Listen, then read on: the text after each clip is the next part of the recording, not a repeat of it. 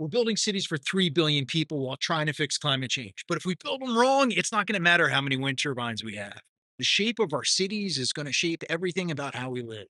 That's our health, our economy, our happiness, and the planet itself. So we're doubling the size of the urban world in our lifetime. It's a real test, not whether we have the best battery, but whether we can build places that help people live better without burning the entire planet down. And if you get cities wrong, no climate plan is really going to save us. Cities are going to decide how we move, how we eat, how we connect with each other. They decide who we meet, how we think, and really how we feel. And they're going to decide how much carbon we produce and how much community we create. Now, the villain here is going to be sprawl, not just the suburbs and lawns and cul-de-sacs. Sprawl can happen anywhere. The real problem we've got is isolation. So sprawl is going to separate us all by income, by land use, and by distance from nature. It's going to make neighborhoods feel sterile, divided, and lonely. And the antidote here is connection.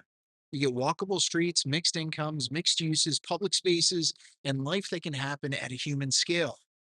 So we can kind of think of this as like two natures. One is more of the same: subdivisions, malls, office parks. The other one's going to be more compact, small scale walkable neighborhoods like old streetcar suburbs. Now, the numbers for all of this are kind of wild. The compact version cuts land use in half. It slashes greenhouse gases because we all drive less. And it saves households thousands of dollars a year on gas and utilities. It's going to improve air quality and health and the economy. When we drive 10,000 fewer miles a year, you're not just going to save money on gasoline. You're going to buy back time and health and money. So that's real middle class relief that we don't pay attention to today. Now, affordable housing groups and environmentalists and farmers, they're all starting to realize we all want the exact same thing: compact cities that use less land, burn less fuel, and bring people together. Even Los Angeles recently ended up voting money for transit and trying to cut down on new highways, which reversed old priorities that they had. The car capital of America decided it was tired of traffic and wanted trains. Now, you actually got to stick with it and you got to get those trains running.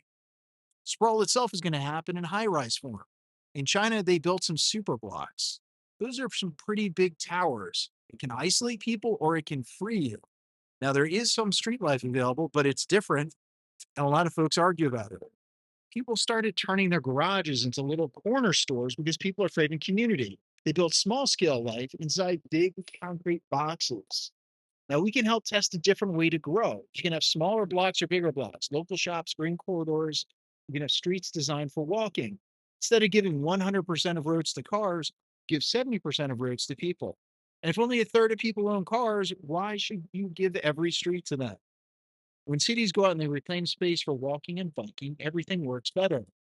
You get better traffic, better air quality, better quality of life.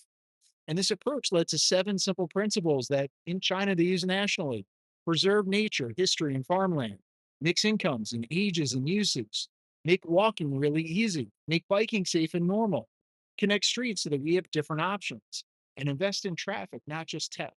Focus growth around transit lines, not just freeways.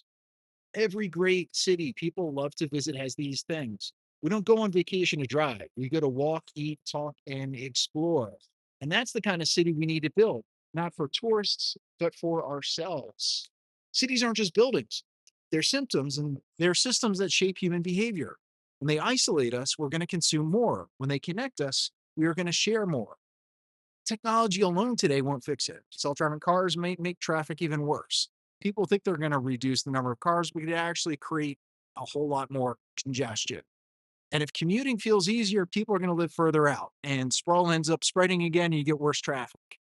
So those autonomous vehicles are fine for logistics, but if they pull people away from walking and biking and transit, well, we just missed the point. Cities thrive when people aren't sealed in boxes, whether those boxes have steering wheels or not. And the image of a driverless car making alone trips to pick up fast food while the owner stays at home, that's not progress. We've just got sprawl with software. So the real future of cities is going to be simple: shorter trips, more connection, less isolation, streets that belong to people and not machines, and places where kids can walk to school, adults can walk to work, and neighbors can actually know each other. And if you build that kind of city, you're not just fighting climate change, we're fixing our own loneliness. This stuff can fix America.